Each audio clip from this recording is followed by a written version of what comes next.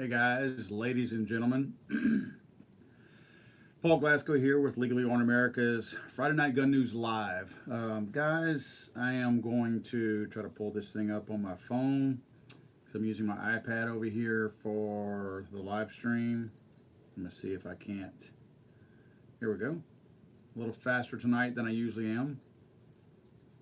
And let's see here if I can pull up when you guys start rolling in. 7 o'clock Friday night. Again, perfect time for our Friday night gun news. You'll probably notice the setting that I have here is a little bit different than normal, simply because with our heat index at about 115 right now down here in South Louisiana, my gun room upstairs, surrounded by the attic, is just too uncomfortable. I mean, it's fine for the guns, obviously, but for us softies who don't like sweating our what's off, it's a little bit more comfortable for me to be down here in my office rather than up there in a sweat box. So as we wait for some of our friends to come in, guys, grab your coal, and if you got one, I am actually sporting my new Can Munition koozie to keep my beer cold. If you got one, drink it. I got a lot of pretty cool stuff. Well, I guess it's not too cool. I got a lot of stuff to go over tonight with my friends online about some bills that I think not a lot is being talked about, or not enough is being talked about online. And I think the American people are being hoodwinked.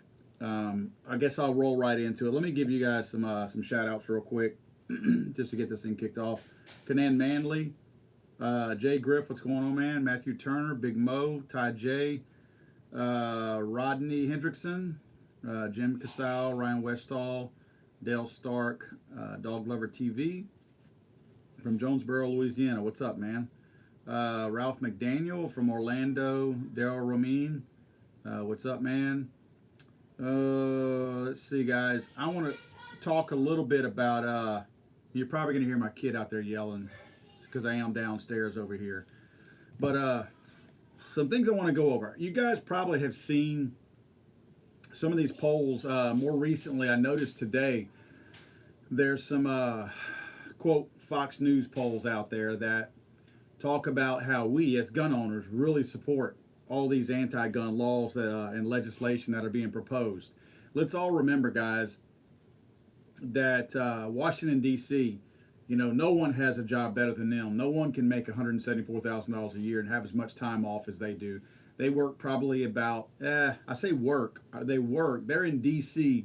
maybe a fifth to a fourth of the year, and the rest of the time they're politicking, playing golf, goofing off, spending taxpayer money.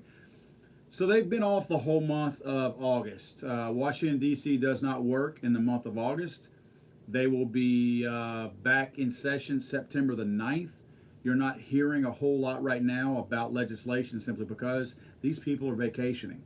So don't think that because of the fact that we're not seeing these people up there politicking on the news every single day about some new bill that they're trying to legislate and put through, that it's not actually taking place. They're working behind the scenes. They're just not where they need to be to actually propose these anti-gun laws. They're coming. September the 9th. That's a Monday. Get ready. We're going to see that. So what we're seeing is we're seeing a lot of these media outlets, including Fox, who are telling, they're running these polls, and these polls are very, very skewed. And they're coming out saying, oh, 90% of America, in fact, they're making specific mention that it's a Fox News poll, because in many cases, some of your more conservative people will watch Fox News, and they're saying Fox News had a poll and 90% of their viewers support universal background checks, or 80-something% of their people support. I think they're, man, if I'm not mistaken, I think it was like 60-something%, maybe 62% if I'm not mistaken. They're saying 62% of Fox News viewers support an assault weapons ban. So this is what let me tell you what I want to do. And I haven't done it yet. I'm trying to find a safe way to do this. I'm wanting to take my cameras to the streets and ask 2 or 3 questions to people. And I'm not trying to focus on gun people. I want to focus on just people. Of course, I live in the South, and typically most people are pro-gun. Most good people. But I want to ask people the standard mainstream media question first. I want to ask them, hey, do you support universal background checks? Because most people think, yeah, I support background checks like we already have. I think most of us are okay with that. I support them. If you want to know my personal opinion, background checks are unconstitutional. But I actually support background checks because I know that they have the potential for keeping people who shouldn't have guns from owning them, like felons. And again, that's a whole different story. I do think felons who have served their time, depending on what they actually serve for and all that kind of stuff, they should not be prevented from having guns for the rest of their lives. I think felons should be allowed, and that's just my personal opinion. Again, that's a whole different video. But nevertheless, I do think background checks, for the most part, have the potential, if they were run right, and if they were run by a private organization and not the federal government, because the government screws everything up. But I do think they have the potential to keep guns out of the hands of people who we don't want. And probably an extremely, extremely small percentage, 0.00001% of actual rejected 4473s background checks are probably legitimate. The rest of them are all bull crap. They don't really stop anything. But again, I'm digressing here. They have the potential to. So when you ask that question, do you support universal background checks? Most people have not taken the time to actually read the bills that they're calling a universal background check, because again, it's always a word game with the people in Washington, D.C. So they word these things like that. Interestingly enough, and I'm shocked that they even put this in their summary on congress.gov. I want to show you something. The bill's formal name for the background checks, look at the top of it. See if you can see that. And I'm purposely holding the bottom down low so you can't see it just yet.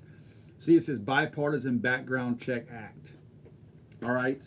I have an arrow drawn towards the bottom. Look what the summary says. Can you read the summary? That's what they really mean. So you see what they call it at the top of the page? That's so the people who are watching the news headlines can say, oh yeah, well it's bipartisan, which why would you put bipartisan in the name of a bill? You don't even know if it's bipartisan yet because the bill hasn't even been voted on yet, but you call it the Bipartisan Background Check Act because you're trying to influence the idiots who won't take the time to do what you and I are doing, which is reading the bills. So they automatically put bipartisan in there. So Bobby down the road, who fancies himself as being pro-gun, but he's too lazy to actually read these laws because he's more worried about what's on America's Got Talent or whatever the latest show is where somebody sings for money. He's more worried about that than he is about finding out about this. So he sees his politician has bipartisan on there, so he thinks, well, I mean, that means that Democrats and Republican, and of course he's bought into the two-party system. So he thinks that if a Republican likes it, it must be good, right? That's what happens. So that's why bipartisan is put in there. Again, a bill that has just been written cannot be bipartisan because it hasn't been voted on yet. So you don't name a bill bipartisan unless you're trying to trick somebody into thinking it's a bipartisan bill. Now, with that being said, there are Republicans that will vote for this. We know that. So it will end up being bipartisan, even if it's a few Republicans. But they call it the Background Checks Act, and people are automatically thinking, well, either you got some that know we have background checks, and they're like, okay, well, I'm okay with us continuing to have background checks. And then you've got others who may not know that we actually have background checks, mandatory federal background checks already. So those people are thinking, well, yeah, I mean, we should have background checks. So the title alone hooks the people. But the politicians in Washington, D.C. realize that some of the politicians, like the Nancy Pelosi's of D.C., don't read these bills. So they got to put a summary down here so that the dummies who are voting, now they're voting, but they're not reading. These are the representatives, the congresspersons, and the senators who are too lazy or too stupid to read some of these bills. Sheila Jackson Lee comes to mind from Houston, Texas. So they automatically think that, okay, I've got dummies here, that I don't want Sheila Jackson Lee to see this and think, oh, that sounds like a pro-gun bill there. We need her to know that it's anti-gun. So they put the summary down here where it says specifically, comma, it prohibits a firearm transfer between private parties. So then you got your Sheila Jackson Lees and your Nancy Pelosi's who are not reading these bills, and they go, oh, okay. So it's not really just a background check. It's actually outlawing private gun sales. I got you. So now I'll vote for that. It's a shame that on one piece of paper, there's so many lies and deceit rolled all into this. That's the game. You have to figure out, you have to put your mind in the dirty place that their minds are, in the swamp, in the gutters, and figure out how the game is played to know why they even word these things like this. So, I mean, they pointed out themselves. It's got nothing to do with an actual background check. They know we got background checks. They used to call it the gun show loophole, but enough of us blew holes into that and said, it's just about geography. There's no real loophole. There's no loophole whatsoever. We flat told them it's private sales that you guys are trying to outlaw. So now they go back to making it simple for the simpler minded people who are thinking, oh yeah, background checks, good thing. And then they specify to themselves, hey guys, this isn't really a background check bill. It simply prohibits a firearm transfer between private parties. That's what they're after. They do not want you selling or giving a gun to various people. Now, what they're trying to do to make this thing more palatable, and guys, believe me, I think this one's going to pass. I will tell you that right now. I do. This is, what's the number? HR 8. This thing has been reintroduced every year for a few years now. I know this, we talked about this last year. So HR 8's the same bill that it was last year with a couple of word modifications. What they're trying to do in it now is throw a bone, because a lot of us argued that why shouldn't I be able to hand a gun down to my child, my son? Why shouldn't I be able to sell a gun to my brother? So what they did to try to make us shrug our shoulders and go, okay, well, cool. This is part of the problem, guys. A lot of times things that don't directly benefit us, like if we get grandfathered in, for instance, if let's say there's an assault weapons ban, but we get ours grandfathered in, and we don't ever have the intention of buying any more. A really selfish person will go, oh, I've got AR-15s and I don't need any more, so I don't care if you ban them. I got mine. Mine are grandfathered.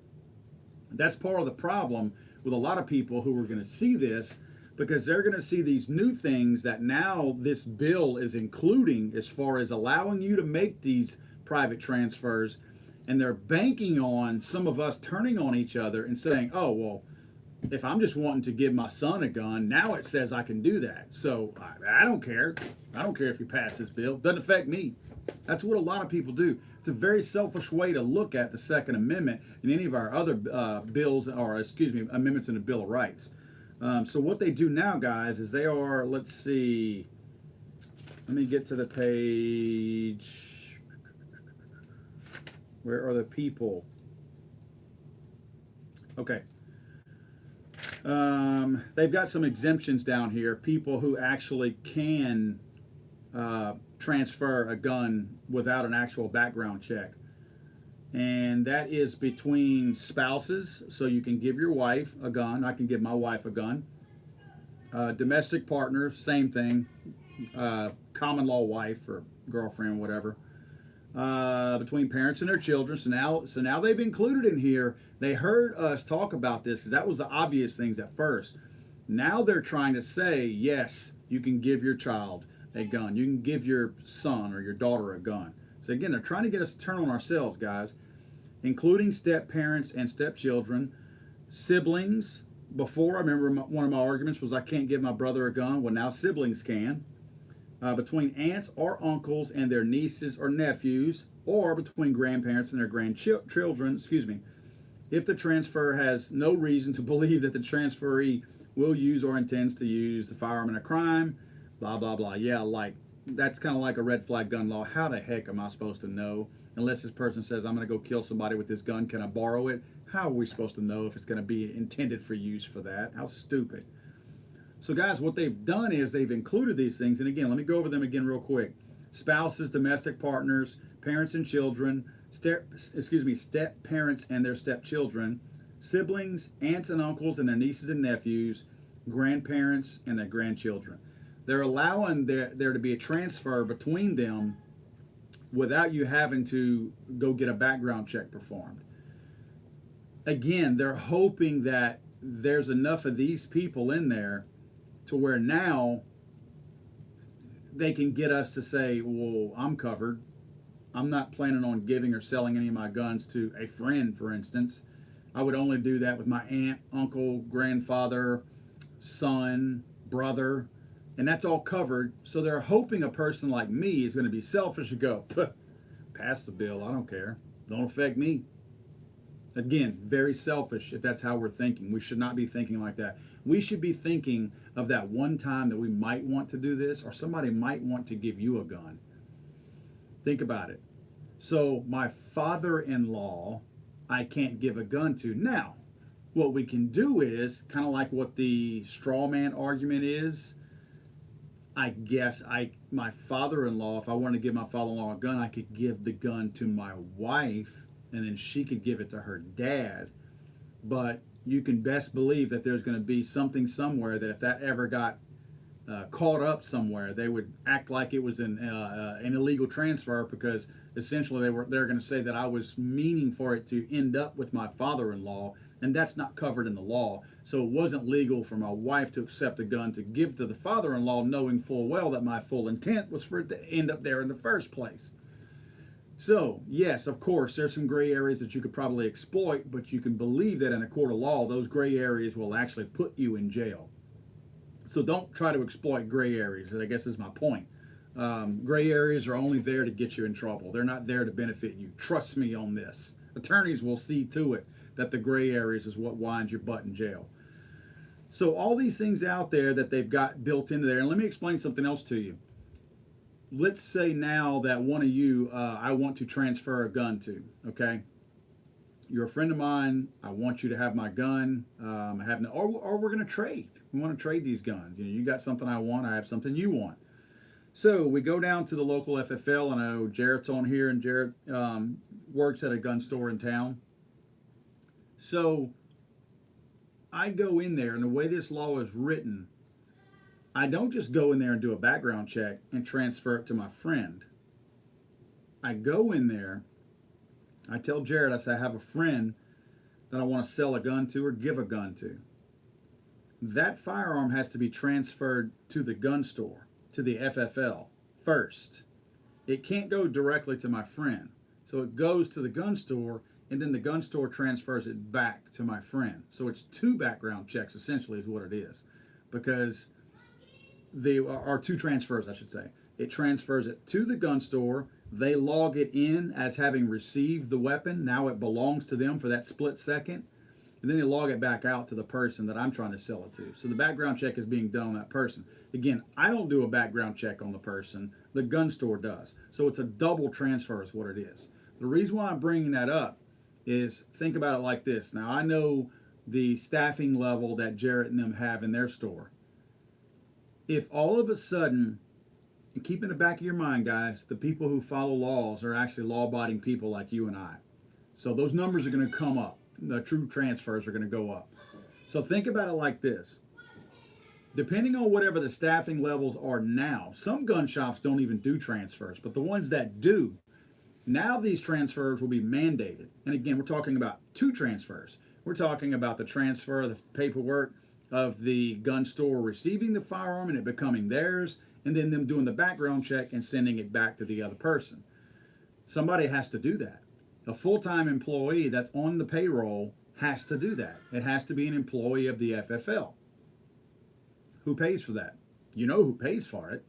I don't expect Jarrett and his staff to have to transfer the gun to them and then do a background check and transfer it to my friend or my brother. I don't expect them to eat that cost. Again, that guy that's doing that could be selling a gun and making money. Why would I expect him to stand in front of me for free and do this transfer? Yeah, it'd be great, it'd be nice, but I don't expect it. And neither do they. They got a bottom line. They've got overhead. They've got a place to pay for. They've got an electric bill. That extra, they bring somebody else in there to start doing all this. They got to pay that extra person. So my point is the staffing levels are all going to increase at all of these FFLs and all these gun stores. It's not going to stay the same with the staffing level. Yeah, you might be thinking, wow, that's great for the economy. We'll put more people to work. No, it's not. It costs us money. That means that we gun owners, are now going to have to be paying all this. And do you think most transfers, and I think we've talked about this on here before, most transfers roughly run around that $35 range. If you wanted, let's say you buy a gun online and you want to transfer it to your local gun store, it's typically going to run you about $35 per transfer. You think that cost is going to be the same now? You think now that gun store has to actually get a full-time employee? Now, they're not filling out background checks all the time, so there's going to be dead time when they're standing there not doing anything. So the cost for the fewer FFLs and transfers they do, the higher the cost of that FFL and transfer is going to be whenever you have to go in there and pay for it. You're probably going to look at paying anywhere from $50 to $100 per transfer. Now, we all know what that does is that disenfranchises the poorer people. You know, it's so funny that the Democrats are always so anti-gun, but it's the people that these gun laws are going to really negatively impact are mostly going to be poor people. What's that going to do to the poor people? The poor people that get to the point where they can't afford $100 per transfer are going to do what now? You know what they're going to do? They're not going to go to the gun store. I don't have $100. If I'm trying to give a gun to a friend of mine who's in a really bad neighborhood, and I know that they need their protection. Maybe it's a friend of mine, a girl, a female friend of mine who's recently divorced or something like that. She can't afford a nice apartment in a high-end part of town, so she moves in a worse part of town. Well, she's not going to have the money. Number one, she couldn't afford to buy her own gun anyway because she doesn't have the money, so I want to loan her one. She can't afford the $100 transfer, so we don't do the transfer. Now I transfer the gun to her illegally because we're not following HR 8's wording. We do all this, and then all of a sudden she becomes a felon and I become a felon because we made an illegal transfer of a firearm to try to make her safer. The reason why I bring that particular scenario up is because they actually have in here reasons why you could temporarily transfer a gun to somebody. Interesting that somebody thought of this. Let me explain this to you. It says a temporary transfer, it's saying what's allowed. If a temporary transfer is allowed, if the transferor has no reason to believe that the transferee will use or intends to use the firearm in a crime or is prohibited from possessing firearms under state or federal law, and the transfer takes place and the transferee's possession of the firearm is exclusively, here we go, okay, you can to get the legal wording out of the way, they're basically saying you can temporarily transfer or loan a gun. Now, let's just say that. You can temporarily loan a gun if you're at a shooting range or in a shooting gallery or other designated for the purpose of target shooting, or while reasonably necessary for the purposes of hunting, trapping, or fishing. If the transferor has no reason to believe the transferee intends to use a firearm in a place where it's illegal, blah, blah, blah. It goes on about whether or not you are smart enough and can see in the future if they're going to commit a crime. So they're saying that you can loan a gun to somebody at a shooting range or for the purposes of hunting, trapping, or fishing. You know, the Second Amendment was not included in the Constitution for the purpose of hunting, trapping, or fishing, or for the purpose of shooting ranges. It was to defend yourself. They don't even mention self-defense in here. You'll notice I wrote in my own handwriting self-defense with a question mark. Because I'm like, okay, there's never a dire need for me to loan a gun to somebody to go hunting or fishing or trapping or at a gun range. There's never a dire need for that. There's never a possible life or death scenario that involve hunting, fishing, trapping, or target shooting at a range. but there is for self-defense. But I can't loan somebody a gun for self-defense. I can loan a friend a gun for hunting, fishing, trapping, or target practicing at a gun range, but not for self-defense. So we're okay with the potential deaths that might occur because people can't protect themselves now with a gun that they can't afford to transfer. Remember, we've already jacked the prices of these transfers up now. Now all of a sudden, we've priced them out to where a poor person can't transfer a gun anymore, let alone buy one. So the only thing they can do is borrow one, and they can't afford the transfer. So now you made them a felon because they need the self-defense. And I will bet you this, and I will promise you this. If faced with a friend or a loved one being unprotected, I'll break the law. Absolutely. I will illegally transfer that gun in a heartbeat. In a freaking heartbeat. I'm not going to sit back and go, and I'm a law-abiding citizen. You guys on here know me well enough. I'm not going to sit back and go, you're just going to have to tough this one out because, HR 8 says I can't do that. No, you know what? You actually are going to get whatever you need, and we're going to take that chance. Now, people are going to go to jail over that. People will go to jail. Because what if somebody climbs through their window that night and they shoot that person with my gun? Now, for one thing, they can trace that gun back, even though there's no registration. Remember, guys, when you buy a gun, okay, you bought a gun from an FFL. The FFL dealer keeps those records per the ATF's regulations on file for however many years. They keep those records on file. That dealer, all the way back to his distributor, the distributor knows what dealer he sold to. So you can trace it all the way back to the manufacturer. In other words, the manufacturer builds this gun. They put a serial number. Where they put it's on the chassis. They put a serial number on this gun. So this gun can now be traced. Now Sig Sauer knows what distributor this gun was sold to. The distributor knows what dealer they sold this gun to based on a serial number. The dealer knows what person they sold it to based on the 4473 form that the person filled out whenever they purchased this gun.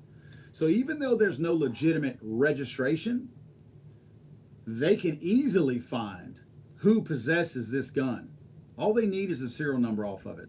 So once they do that, they can trace this back and find that, wait a minute, even though we don't have a quote registration, they can look at that gun and don't think they're not going to do it.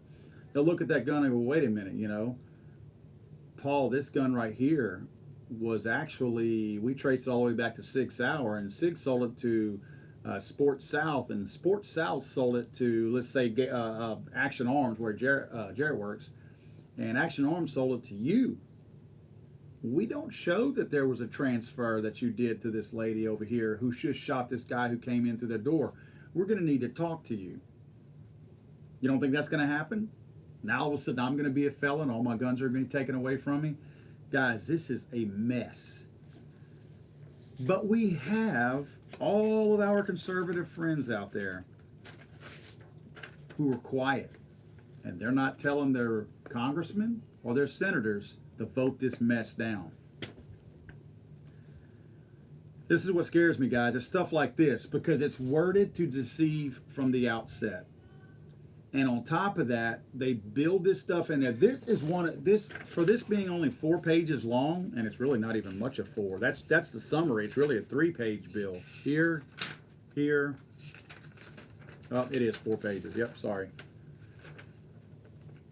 This is one of the most deceitful bills I've ever seen, calling it bipartisan background checks whenever they specifically want to prohibit firearms transfer between private parties. They say that. And then the very fact that they are trying to get us, make no mistake, they are trying to get us to turn on ourselves. They're trying to get us to be selfish humans, as a lot of Americans are, and say, again, well, they finally included brothers and siblings and mothers and fathers and stepdads and grandparents. So I'm good to go. That's all I'll ever want to give my guns to. And guess what? The only time I ever want to loan a gun to somebody is for hunting purposes. So that's covered too. Hey guys, you're on your own. I don't care. You know, I'm pro gun. I'm pro gun. But I'm not supporting you on this bill. I got better things to do. You fight this fight. I'm not going to be a part of it. That's what they're banking on, guys. They're banking on is turning on each other and ignoring this because so many people are going to feel like, okay, this doesn't affect me negatively, so I don't care about it. Again, that's a crappy way. That's a very crappy way to be pro-gun. You ain't pro-gun in my book if you're okay with that. We need to fight this stuff whether we're included in there or not. Honestly, guys, other than just the scenario I just described about somebody being unsafe and that's not covered in here, this doesn't affect me. It honestly doesn't. But I'm poking all the holes in it and trying to find the reasons why this is wrong for America, because this is wrong. It's not right. If one person is negatively affected by an anti-gun law, we should all be angry about it. It should not be whether or not there's something written in there or provision in there that eliminates us from being negatively affected by that. If one honest law-abiding American is affected negatively by any of these anti-gun bills, we should all be angry about that. And this one here we go, guys. I'm going to tell you this. Look at this one. Look at that. You know what this one is? This is the assault weapons ban of 2019. And I got it all marked up. I'm a bit of a nerd when it comes to these things. I'll rip these things apart and read them and make notes and all that. Now, I want to tell you, well, I'll go through that in a minute. I want to explain this to you. And I made a note down at the bottom, okay? I put slippery slope definition, calling ARs assault weapons and demonizing them, and then include all semi-autos and call them assault weapons.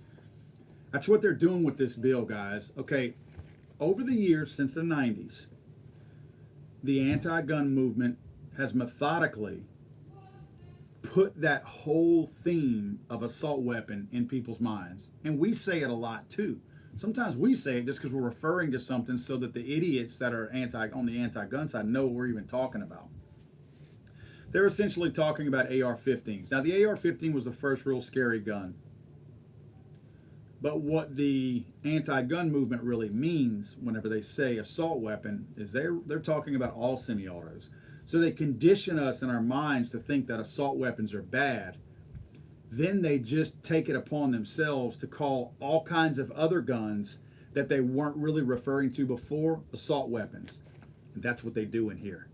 Now they're talking about semi-automatic assault weapons, which includes shotguns, handguns, AR pistols, AR-15s, AK-47s. All that is included in here, guys. I'm not going to go through all of this. I got a video I'm putting out on both of these bills, but I wanted to explain something to you. You might be thinking, why would you go through this? And again, guys, a lot of people right now are supporting this assault weapons ban. I don't think this one will pass. But to play an old Washington, D.C. trick, they're putting two bills up. One that they really want to pass, which is outlawing private sales, and one that they would like to pass, but they know it's a long shot. And by putting both of these up, the anti-gun people can go, well, you know what, guys? Give us this one, and we'll scrap this one for now. So we'll put this other one aside because it's the long shot. They didn't think it would pass anyway. And they'll go for this to make it look like they are trying to compromise. All it is a slick, evil way to get your way about something. And sadly, the conservatives, who are supposed to be pro-gun and on our side, are stupid enough to fall for it every single time. So my prediction is that the assault weapons ban gets shelved and scrapped again. And they'll go, oh, but we'll give you this one. We'll give you this one. Don't touch our assault weapons, because I can tell all my constituents that I won and that I fought the assault weapons ban and that it didn't pass because of me. I'm the reason why it didn't pass. Meanwhile, you're over here giving up all my rights through this bill. That's your method of compromise. That's what's going to happen, guys. I firmly believe that.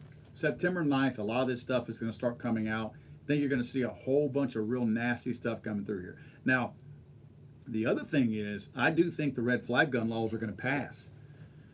When you have the likes of Donald Trump out there supporting red flag gun laws, you have influential Republicans who used to be conservative, like Lindsey Graham, who's also supporting those. You have conservatives who were supposed to be the new blood of the movement of conservatism in the Republican Party, like Dan Crenshaw of Texas, who also says he would be okay with a certain type of red flag gun law. Let me explain something to you. All you Donald Trump and Dan Crenshaw fans out there, every single bill that has been written on red flag gun laws eliminates at some point due process. The way these red flag gun laws have all been written, every single one of them are written to where, yeah, there's like a lighter version. Again, I have a video of this. If you haven't seen it, you really ought to check my video out. But again, I call it a red flag gun law light, where yeah, there's some due process in there. You know, somebody could report me saying I'm mean and dangerous, and then what happens is the judge has 14 days to call me in and ask me if I'm really a bad person, and then I get to defend myself, even though I've not committed a crime. I can try to convince the judge that I'm innocent, that I'm not a bad person, and then he can allow me to have my guns. Now, he can still say I don't get my guns, but the ex parte version of the red flag gun laws, which is the more extreme nature of it, ex parte meaning the accused is not part of the decision-making process, which means I'm over here totally oblivious to the fact that my neighbor has gone to a judge and says that I threatened to kill everybody in my neighborhood. They're getting all their ducks in a row. They're getting the SWAT team ready. They're saying, yep, we're going to honor this red flag gun law. We're going to attack Paul's house. We don't want Paul knowing about it because he's apparently a really dangerous person. So we're going to go at 2 a.m. in the morning, kick his door in, not let him know, but kick his door in, hold him down, take all of his guns out of the house, and then explain to him why we're there. And then he can go to the judge and explain to him, I'd like to have my guns back because I'm not a bad person. So again, I'm going to make some people mad out there. Everybody out there that's this hardcore Dan Crenshaw and Donald Trump fans, and I say fans because that's what it is. It's not supporters. You're fans. Read the laws yourself, and you tell me why you think Dan Crenshaw or Donald Trump are supporting these bills. Are they not reading them? I don't think Crenshaw read these bills. Personally, I don't. Because I do think he's a good American. I'm very shocked and disappointed in Dan Crenshaw right now. Because I expected more out of him. I thought he was the new blood. I thought he was what we were waiting on, and he was the next guy that was going to be able to carry that torch for us. If he keeps on the path that he's on right now and defending himself and acting like we're wrong and we're being lied to, I'll tell you something, Dan, I read the bills. I'm reading them. I don't think you are. Because 100%, not most, not some, every single red flag gun law bill and type of legislation that has been proposed out there and is currently being proposed, every single one of them removes due process before guns are confiscated. Every single one. And they're all based on hearsay and hunches. There's no evidence. There's no evidence. So until these politicians wise up and don't allow these things to go through, I'm not supporting any of them. Let me tell you something. We're this close to red flag gun laws passing. We're this close to your ex-girlfriend, ex-boyfriend, sister-in-law who hates you, neighbor who hates you, co-worker who can't stand you. Maybe you're a supervisor at a place and you had to fire somebody. You don't think that's going to be abused? You don't think that person that cuts you off or that you cut off in traffic, you flip the bird to them, you don't think they're going to follow you at some point, figure out who you are? They got a buddy who's got a buddy who's got a buddy who can run your license plate and know who you are and where you live? You don't think they can say, hey, this guy in this white pickup truck, his name's Paul Glasgow, threatened to kill me on the street? Well, I mean, maybe you drive up to my house and you see a big old, which I don't have this, but you see a big old Glock sticker. And you see a sign next to my house that says, nothing inside is worth dying for.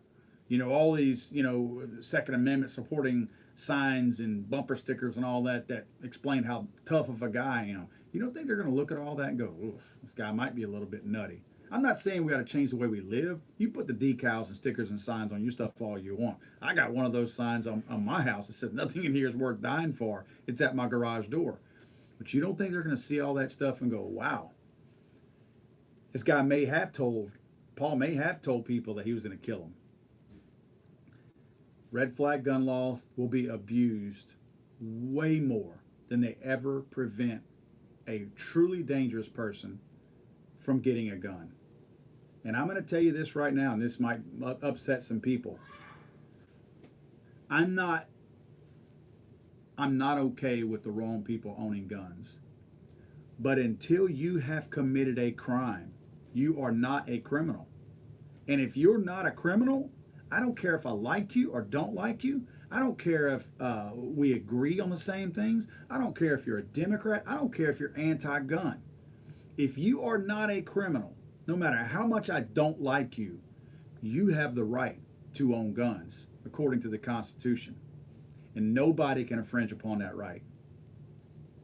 And to know that we are this close to passing a law that will eliminate somebody out there from being able to protect themselves or their family and have their Second Amendment rights infringed upon based on a hunch, and removing due process and violating 3 or 4 different amendments in the Bill of Rights, to know that we're that close and that it's probably going to pass, because I'm not a pessimist, but I do believe red flag gun laws, a form of red flag gun laws, are going to pass. I do believe it. Donald Trump has already said how much he would support it. Too many people are falling in lockstep behind him when he says he can support something. I do think a form of one will make it through to his desk and he will sign it. We're this close, guys, to willfully infringing on people's rights. I can't even wrap my head around that. Again, it doesn't matter how much you agree or disagree with somebody. Nobody who has not performed a crime yet, who has not been convicted of a crime or committed a crime, period, should ever have their Second Amendment rights taken. I don't care if in the future they're going to commit a crime. And I say I don't care. What I mean is, that's none of us have crystal balls. Yeah, once somebody has killed somebody, you can look back and go, whoa, yeah, that was a red flag, no pun intended. But you don't know that person. Think of people who you might have known over the years. I've never known anybody that went on a killing spree. If any of you have, think of it like this. If a person you knew went on a killing spree, what's the first thing everybody says? I never would have seen that coming. I never thought he would do that. That doesn't seem like something he would do. Because you don't have a way to think that that person is going to do that. There's other people that you're probably thinking of right now that you're like, if they ever got busted or arrested, or if they ever killed a whole bunch of people, you'd probably be thinking, yep, I could see that coming. He seemed like a wacko. But they never kill anybody. You see what I'm saying? So the people who we suspect that are capable of doing that are usually the ones that never do it. And the ones that seem like the coolest, greatest, nicest person in the whole wide world are usually the ones that we least expect to do something, and they end up fulfilling something like that. So we cannot legislate and take constitutional rights away based on hunches of what we think might happen. You can't legislate based on possibilities. There's no equation that tells you that somebody is going to kill somebody. You can't do that. I don't care who they are. I don't care how much I disagree with them. I don't care how much I hate a person. There are some people in this world that I really despise. But none of them that I know of are criminals, and they have the right to own guns. As much as I would like to probably do them some kind of harm, I would never, ever be in favor of their guns being taken away from them. It's not right. It's not the American thing to do. Okay, guys, I'm going to leave it on that. Let's see. I want to talk real quick. I was looking for a, of course, it's in here, so it's not loaded. But I was looking for a holster for my SIG P365 XL, or is that what they call it? Yeah, XL. Could not find one. I was talking to the guys over at Mission First Tactical, and They actually make one because I was in my video I'd mentioned about how the bottom you would need to cut out the bottom of your P365 holsters because most of them close up at the bottom. They don't close theirs up. So the P365 XL, yes, your muzzle's going to stick out over here, but your the Mission First Tactical holsters, Kydex holsters, inside waistband, actually they work in them. You notice they're actually reversible too. You can go left or right. But I thought that was kind of cool. Something I wanted to point out because I do want to carry this gun. I've tested it enough to where I feel like it's safe to carry, so I'm going to. So yeah, thanks to Mission First Tactical for supplying this. I'll probably be doing a video on that. Another thing that I wanted to point out that is actually kind of cool, and you probably noticed it if you're watching this later and not live, is something that I think is pretty cool. It's the can munition. This is neat, y'all. This is full of Fiocchi 9mm, roughly 90 rounds of 115 grain full metal jacket. It's in an aluminum can. Now, yes, it has cool factor to it, right? Looks like a can of beer, comes in a 6-pack. It's all good. It even comes a little thing that holds like a 6-pack. Beauty of this thing is the very fact that it's sealed off. No oxygen is in here. This is something that you can, if you're a prepper, or if you're just saving ammo for future use. No air in here, no oxygen in here, no moisture in here. This thing is going to save for a very, very long time. This is pretty cool. I like this. I'm going to be ordering quite a bit of it and just storing it. I think this is great. It's a whole lot better than storing it in an aluminum box, or, you know, you could probably get away with some Tupperware or Ziploc bags, you know, for cheaper. Again, I'm not trying to take money out of these guys' pockets. I'm just saying there's probably other ways to do it. But this is a pretty cool way to do it. You could just buy some of this, store it, but you got to admit, that's pretty cool. That's pretty cool. That's a cool little can right there.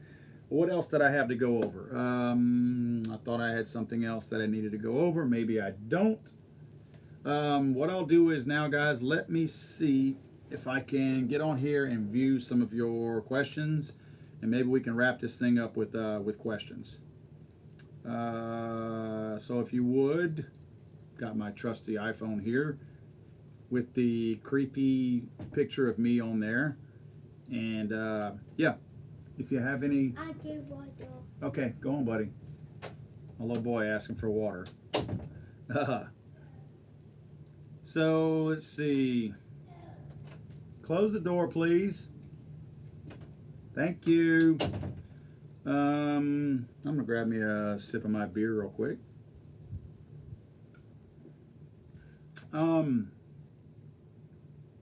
Yes, the Constitution does protect God-given rights. And I'm rolling through you guys' stuff, your comments real quick.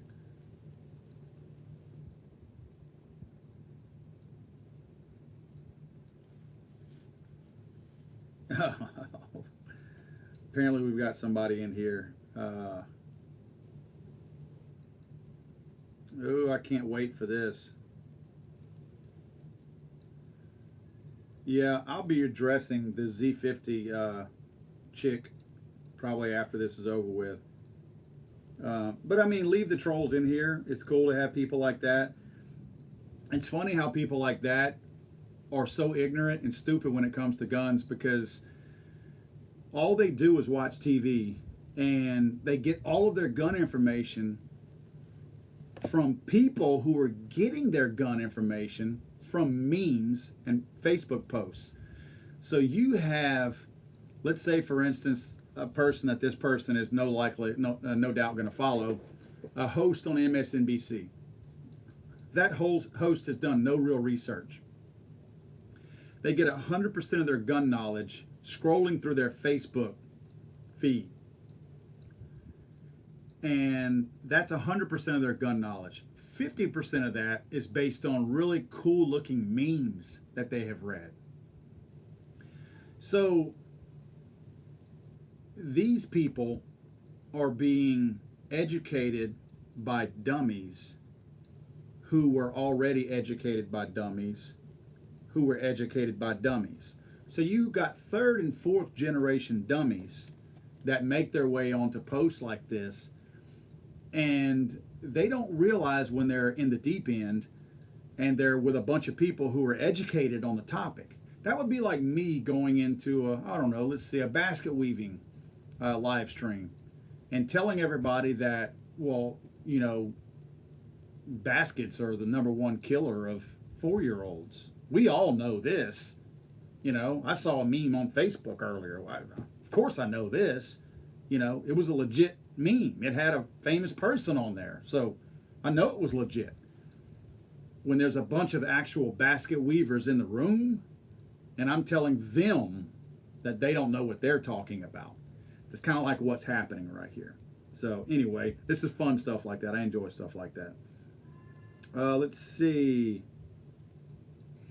Yeah, Tomahawk 468 says, the empty can rattles the loudest. Indeed it does, my friend. Indeed it does. And there are more empty cans that I have seen. I can't even imagine the amount of empty cans that I've squashed over the years. Oh, yeah. Okay. So Z50's defense that they're a true gun person is that they're subscribed to over 100 gun channels. Is that kind of like the person saying I can't be a racist because I have a black friend? Is that kind of what we're talking about here? Sounds like the same kind of philosophy to me. Yeah, makes total sense, right? Yeah. Well, we're going to always agree to disagree. I mean, you know, I try a lot of times to be cordial with people like that because you'll never change a stupid person's mind. Stupid people, they stay stupid because they're not open-minded enough to learn things. You know, just like and if anybody will watch my live streams, if I'm wrong, I say I'm wrong. There's times whenever I think I'm right, quite often, and then I find out later that I'm not, and I will actually correct that in a video that's not even related to what I did that was wrong. Like some of my videos that I always used to say, if you're carrying a concealed carry handgun, that you don't need to practice long shots because that's typically not a self-defense in range, and it's not from a self-defense standpoint. But after the El Paso shooting, I have changed. I admitted that I was wrong. That no, you know what? If we want to really break down all the threats out there, we can talk about the actual self-defense type situation that most of us will encounter if we ever do encounter one, which is going to be very close quarters and you're just pointing and shooting a gun. But there's a very, very, very, very small chance because, again, mass shootings and mass killings are tiny, tiny percentages. I mean, the people like this person on here who is no doubt anti-gun, even though he knows people who have guns and subscribes to gun channels. This person is no doubt going to say that there's a lot of mass shootings out there. Because again, Facebook posts, Instagram, that's their life. That's all they focus on. They don't really pay attention to the actual world and what's really happening around them. And they buy into the rhetoric that these are a really bad thing. They don't look at true numbers and realize that, guys, we honestly have a 0.0000001 chance of ever encountering a mass killing. It's just not going to happen. But that long shot and possibility of there actually being one is enough to where I feel like now we should be practicing for that 15 or 25 yard shot with your concealed carry handgun. To me, that's very important because I want to be the one that takes that person down. Now, this fool here probably also is the kind of person that made fun of the Marine who was armed in the El Paso Walmart and says, oh, there was a good guy with a gun in there and he didn't do anything. No, he was doing something. He was doing something that you would have never done. He was actually saving children. He was saving lives. You would have ducked and run. You would have hidden. This man was actually doing things and saving children's lives who were not capable of saving themselves. You know, that's what's sad. I've seen some of these anti-gun people like this person mocking the Marine who saved a bunch of kids in El Paso. Whoa, there was a Marine in there with a gun and he didn't do anything. Are you kidding me? Do you realize what he was doing? He was saving people's children, not his. He was saving other people's children. So people like that will either, like this Marine, will either do what needs to be done to save lives or go engage that threat. And I can believe me, he would have engaged the threat if he wasn't so busy saving other people's children. Guys, I'm gonna get out of here because I've got a few things to do, and we got 5 minutes to go. So I guess now's time anyway. But I'm gonna bail out of here, guys. I want to make sure we all understand this when we leave out of here today, including this anti-gun person who's trying to claim that he's pro-gun. I don't even have to look at what he's saying because he's no doubt, if he's got you guys riled, he's anti-gun and he's unconstitutional. So, yeah, I got guns. I'm a gun guy. Woo. I'm even saying this to that fool. Keep your head on a swivel, guys. Situational awareness, situational awareness, situational awareness. I cannot repeat that enough. We should not be walking into Walmarts, drugstores, grocery stores like this. Yes, I'm on my phone, I'm on my device, I'm on my iPad, I'm on my computer a lot. This thing goes in my back pocket when I'm out in public. I do not walk around with earbuds or this thing in my face. We've got to be aware of what's happening around us, guys, because there's too many people out there who do want to do us harm. There's too many attention seekers out there. There's too many people out there who have been abused, who are over-medicated, who feel alone, who are not quite right, who are trying to find that little place in time where they can be famous for a brief moment and be somebody. It's sad because they're already somebody. They just haven't found the right person or the right people who appreciate them yet. But those people are out there, and they're looking for that really quick shot of adrenaline and fame. And I don't want to be one of their statistics. I don't want to be one of the people who helps make them famous because they ended my life or my wife or my son or one of my friends' lives. I can just, man, after that El Paso shooting and the other one also, but the El Paso more than anything, because as much as I try to avoid Walmart, we find ourselves in these places, and that's an everyday common thing. I might drink a beer every now and then. I don't go to bars. So when people get shot at bars, it's hard for me to relate to that because I'm not a bar guy. I just don't go to bars. But I can for sure relate to people being mowed down who are completely innocent in a freaking Walmart. Can't even imagine that, guys. My wife is going to Walmart tomorrow to go grocery shopping.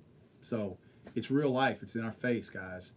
Please, please, please coach your families, coach your loved ones, coach your friends, and tell them to look out. Be on the lookout. I'm not ashamed and I'm not apologetic. When somebody looks suspicious, I don't treat them bad, but I look them over, and I don't make apologies for that. If somebody looks suspect, I'm checking them out. I'm making sure. I will keep them in front of me and not put my back on them for a long time until I'm clear of them. To me, now is not the time to apologize for making sure somebody is not a threat. I don't mean frisking them. I don't mean accosting them. I don't even mean questioning them. But I mean avoiding that person cautiously until you're in a safe distance away from them. And if you see something that truly is suspicious, say something to somebody. I just want everybody to be safe, guys. I want to see everybody back here next week again, including this Z50 anti-gun person who knows people who has guns and subscribes to gun channels. So he's supposed to be a gun guy and we're all stupid. And he's got it all figured out. Even that person. I want that idiot back next week also. Guys, I'll see you next week. Have a great week. Have a safe week. Please go out to the range if you get a chance this weekend. Be safe, be safe, be safe. I'll see you all next week.